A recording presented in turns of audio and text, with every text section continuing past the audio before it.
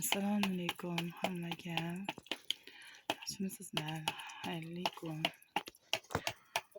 Bugun men sizlarga kurka boqish jarayonimni ko'rsatib bermoqchiman. Mana bu erkak kurkalarimiz, qora rangli, bozori chaqqon. Mana ikkalasi bir joyda kelishib olmay qoladi ko'pincha. Biri kichirog'i kim 7 kilo, bunisi 9 kilocha chiqadi. Mana shu kurkalarim, makonlar hozir ko'payish jarayonida.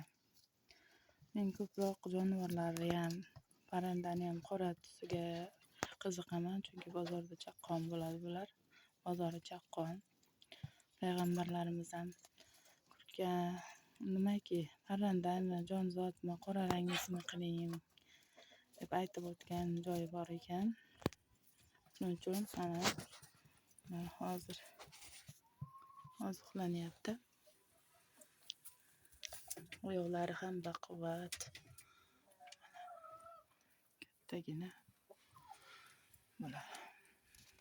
Ular makonlarini hozir ko'rsatib o'taman.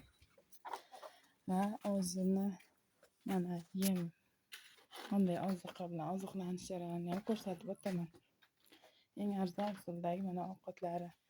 Tonga solib qo'ydim, yorma.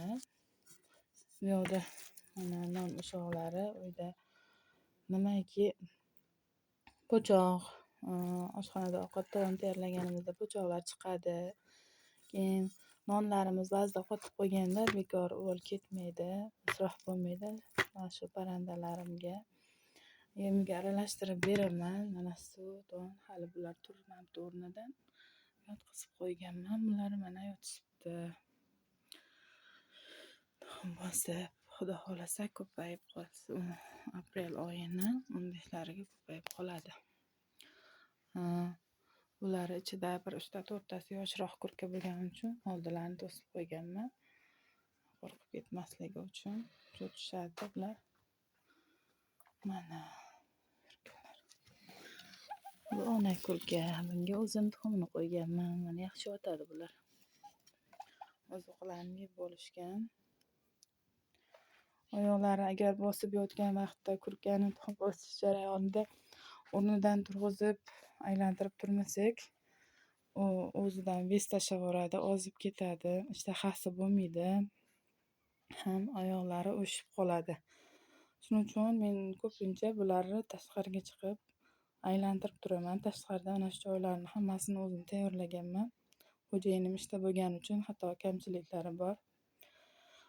O'zim uy sharoitida qiziqaman deb ularga hobbi desa ham bo'ladi. Sigirlar, parrandalar, jonivorlar barini yaxshi ko'raman. Mana oziqlanish jarayoni hali o'zlarini turib